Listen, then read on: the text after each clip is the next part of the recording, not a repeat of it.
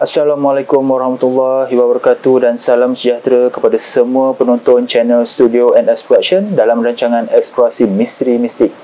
Saya Nazri Saleh, hos anda. Hari ini saya bawakan anda kepada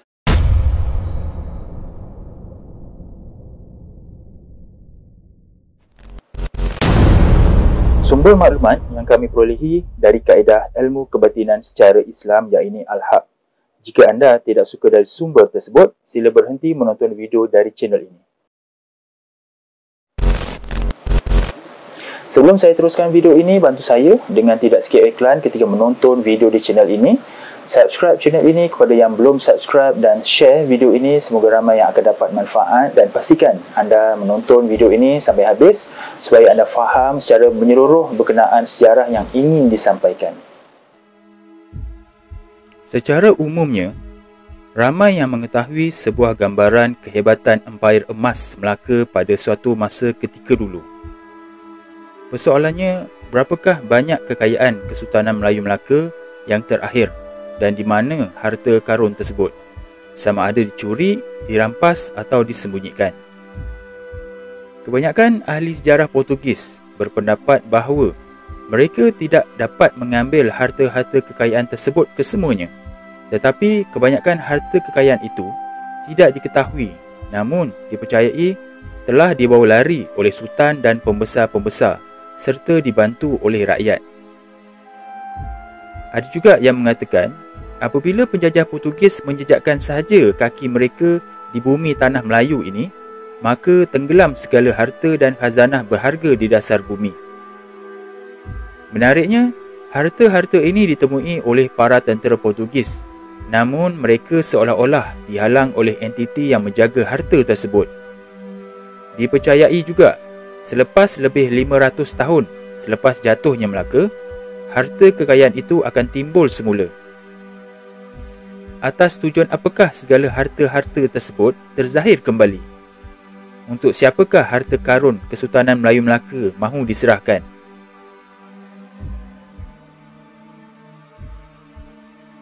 Kita sedia maklum bahawa segala peninggalan harta Kesultanan Melayu Melaka telah dirompak dan dibawa pulang oleh penjajah Portugis yang diketuai oleh Alfonso de Albuquerque.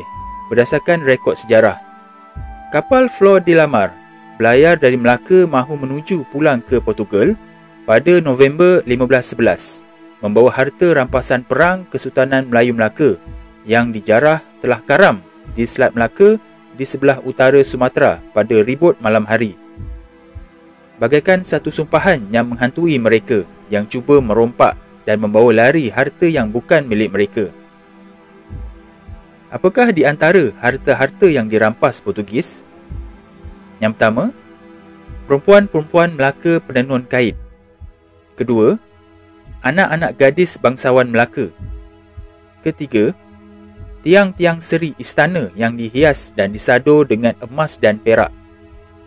4. Tandu gajah Sultan Melaka yang disepuh emas. 5. 60 tan emas barang kemas dari Gunung Ledang. 6. Meja besar berkaki emas. 7. Gelang sakti Nahoda Bego. 8. 6 singa tembaga besar pemberian Maharaja Cina. 9.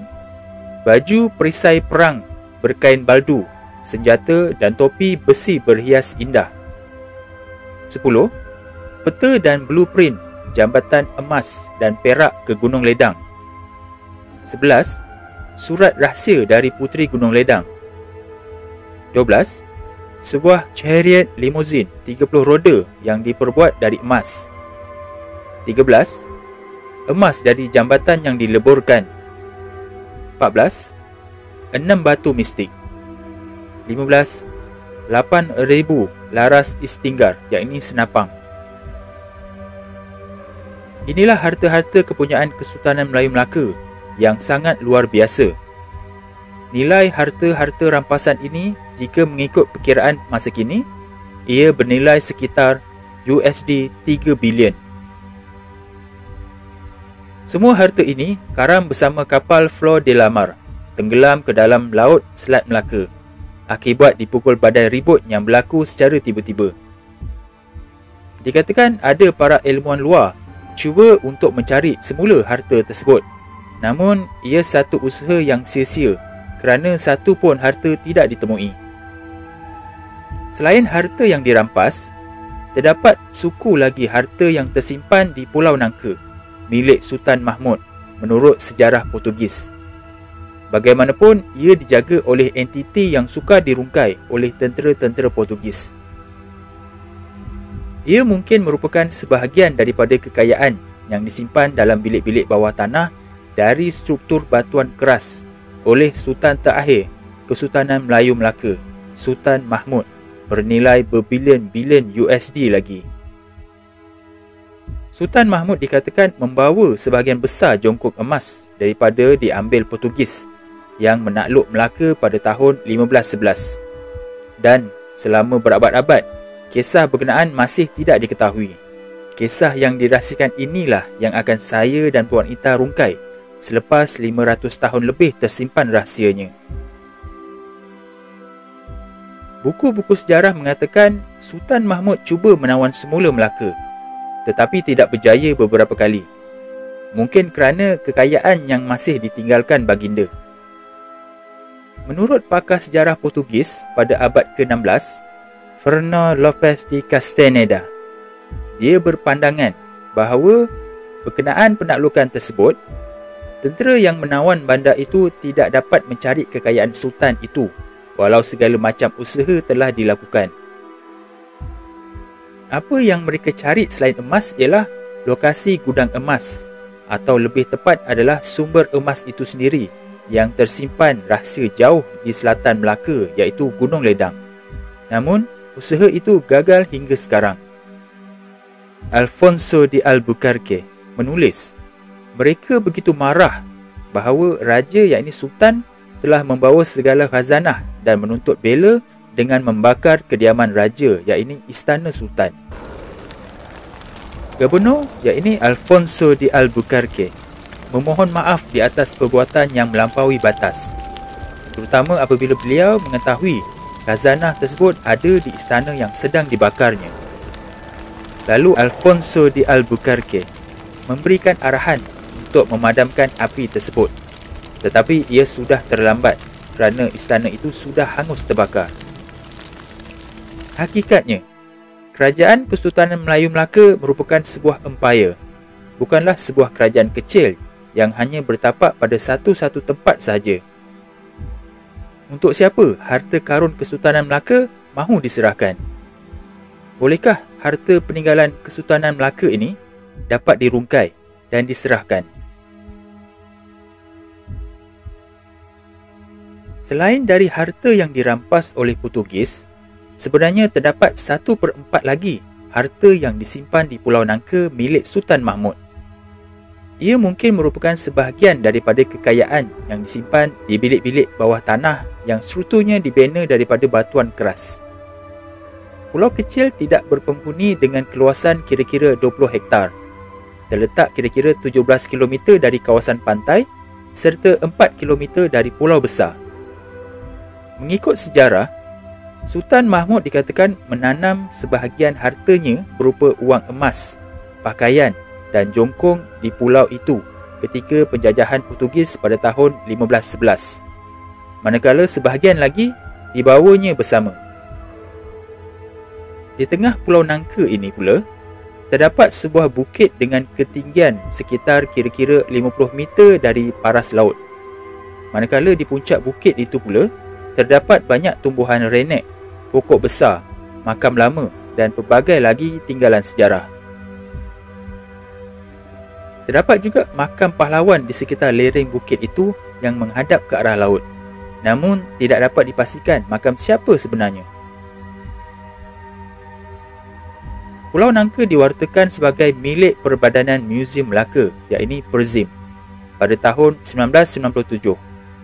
Dan setakat ini, hanya 2 shilling emas lama sahaja yang berjaya ditemui sepanjang kerja pencarian harta karun di pulau ini sejak 30 tahun dulu secara senyap-senyap dan berakhir pada sekitar 2014 atau 2015 di bawah pengawasan Perbadanan Muzium Melaka, iaitu Perzim, bersama sebuah syarikat yang dilantik.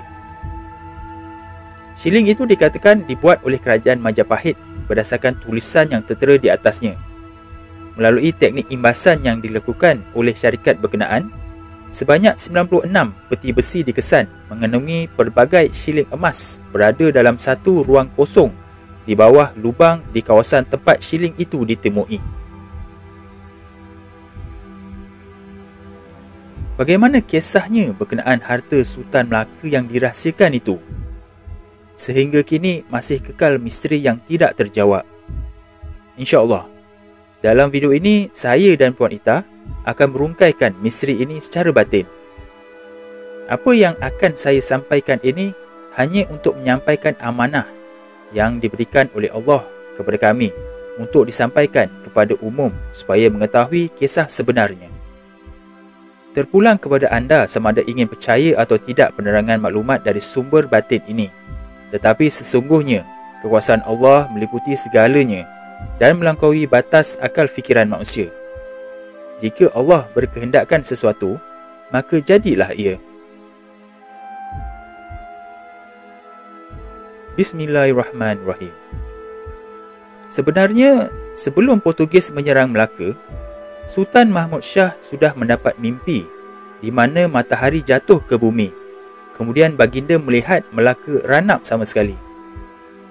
Sebelum itu juga, Sultan Melaka sudah mengetahui bahawa serangan ke atas Melaka akan terjadi kerana Sultan berjaya mengalihkan gerakan serangan Portugis terhadap kota Mekah dan Kaabah.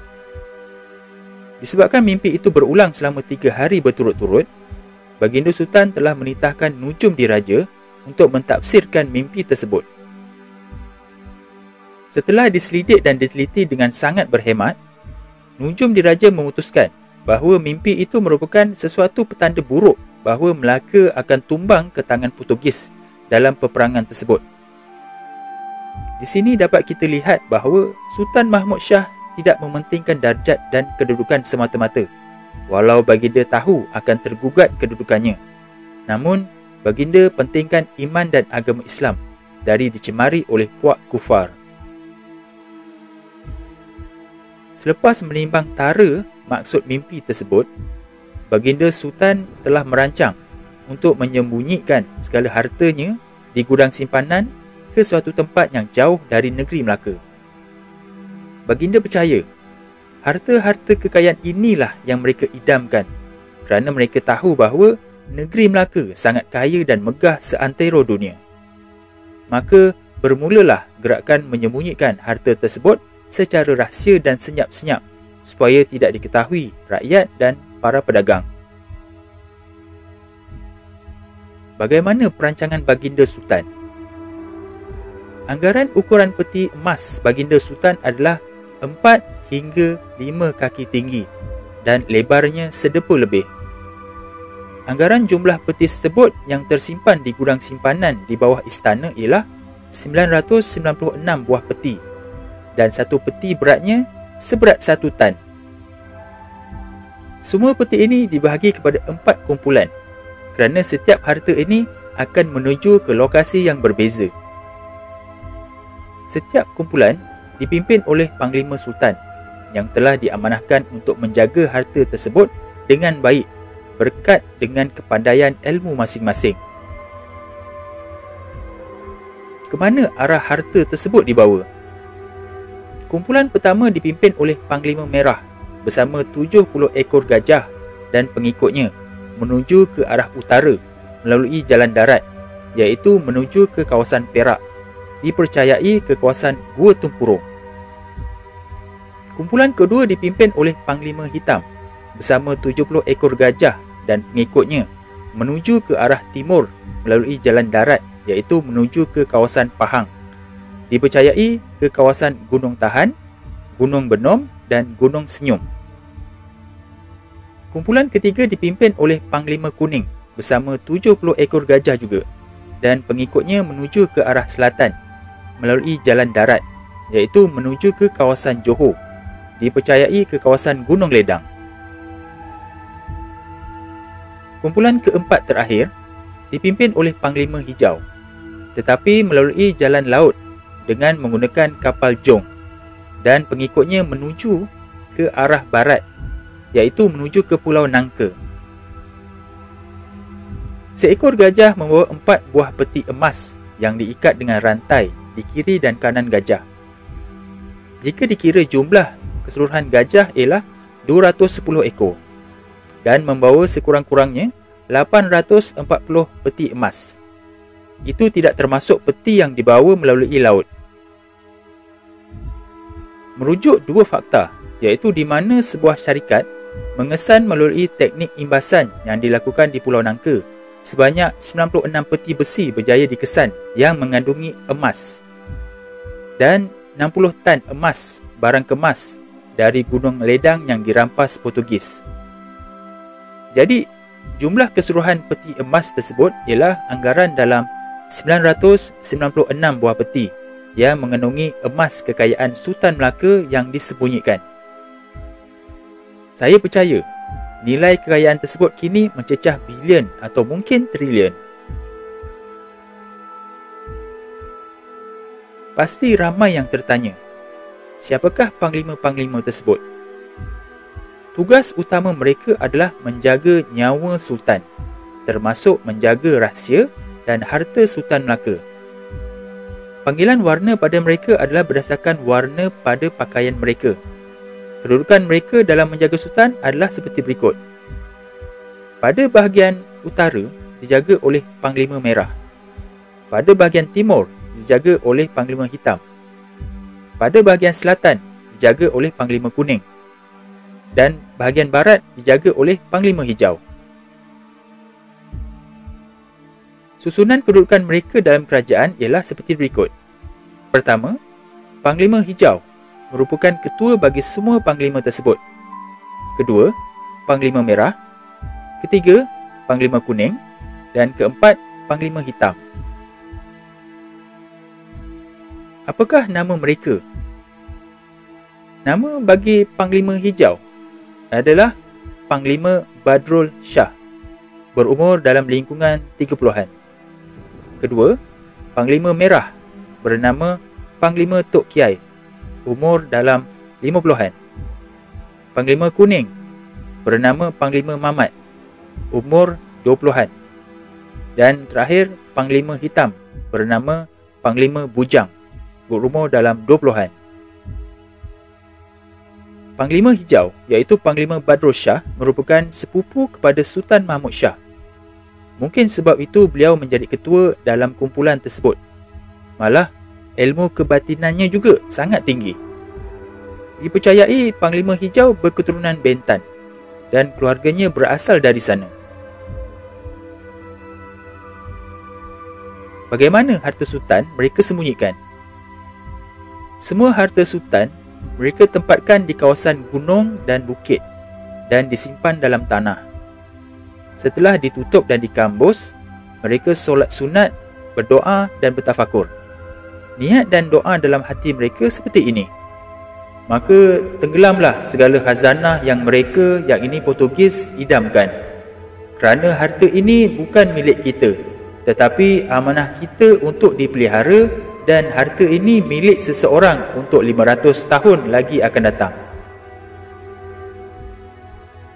Selepas selesai sembunyikan harta tersebut, semua pengikut tidak pulang ke Melaka, tetapi masing-masing berpecah dan tinggal dalam masyarakat tempatan berdekatan dengan menyembunyikan identiti mereka, termasuk rahsia emas sehingga akhir hayat mereka. Para panglima pula, mereka tinggal di kawasan di mana harta-harta itu disembunyikan seorang diri sehingga akhir hayat mereka. Cuma sesekali beberapa pengikut yang datang menziarah. Sebab itu, kadang-kadang ditemui ada sebuah makam yang terasing jauh dari masyarakat. Lain pula ceritanya dengan Panglima Hijau. Apa yang menunjukkan, sebenarnya Pulau Nangka asalnya berdekatan dengan Melaka. Namun disebabkan hendak dihindarkan harta tersebut dari puak kufar Portugis, Panglima Hijau mampu menggerakkan Pulau Nangka tersebut bergerak jauh dari Melaka ke kawasan yang berada pada hari ini dengan menggunakan ketinggian ilmu batinnya. Subhanallah. Adakah makam di sekitar lereng bukit di Pulau Nangka yang menghadap laut itu adalah makam Panglima Hijau? Jawapannya ialah ya. Memang benar. itulah makam Panglima Hijau yang diamanahkan oleh Sultan untuk menjaga harta Sultan Melaka itu. Harta-harta ini tidak dapat diambil oleh para tentera Portugis kerana mereka seolah-olah dihalang oleh entiti yang menjaga harta tersebut. Memang benar, entiti tersebut adalah seorang lelaki yang berjubah putih, merupakan wali Allah yang diamanahkan menjaga harta Sultan di situ. Lelaki serban putih inilah yang muncul entah dari mana ketika Panglima Hijau tiba di pulau tersebut lalu bersuara, "Inilah masanya." Panglima Hijau hanya menganggukkan kepala sebagai tanda memahami kata-kata orang tua tersebut. Setiap peti besi dibawa masuk ke dalam satu ruang penyimpanan yang sangat dalam.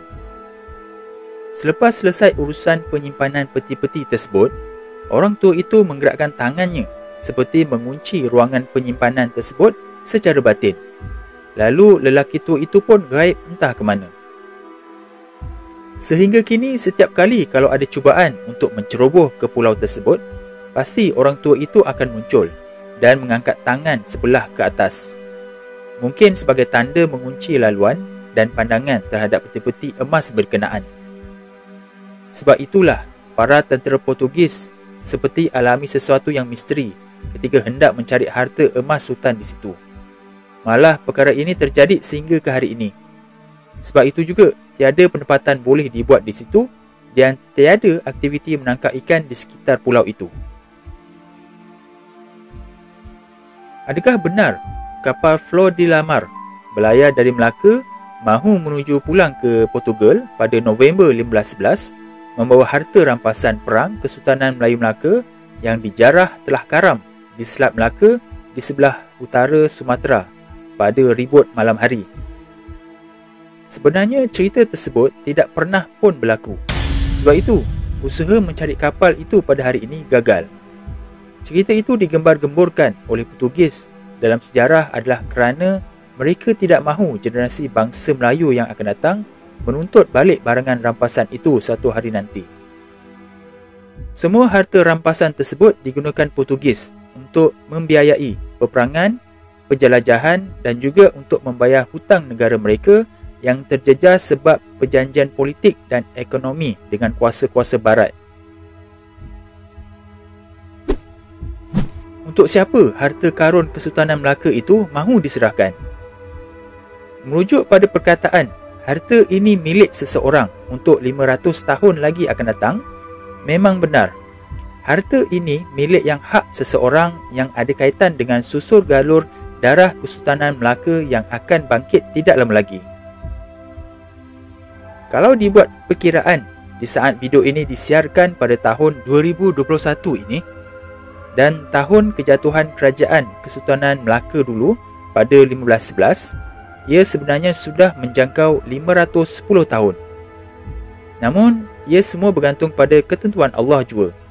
Sekiranya Allah menginginkan kebangkitan seseorang itu dalam 20 tahun akan datang atau lebih, kita tidak tahu. Kita hanya mampu tunggu dan lihat saja. Siapa seseorang itu dan di mana dijangka dia berada sekarang? Seseorang itu adalah seorang lelaki dan merupakan rakyat biasa yang bukan sultan atau raja sekarang. Dia bukan tinggal di Melaka kerana menurut sumber batin, penduduk Melaka selepas dijajah oleh Portugis sehingga sekarang merupakan bukan penduduk asal tetapi banyak orang pendatang. Secara logiknya, rakyat atau penduduk asal tidak akan setia dengan penjajah, malah akan turut berpindah mengikut sultan ke mana saja sultan pergi. Jadi, seseorang itu sekarang berada di sekitar Kepulauan Riau di Tanjung Pinang. Maka akan bangkitlah seseorang itu dari sana sebagai rakyat biasa. Bila? Hanya Allah sahaja yang maha mengetahui dan harta ini akan digunakan bukan untuk kesenangan atau kemegahan diri, tapi digunakan untuk kebangkitan Islam di akhir zaman di seluruh dunia. Wallahu a'lam.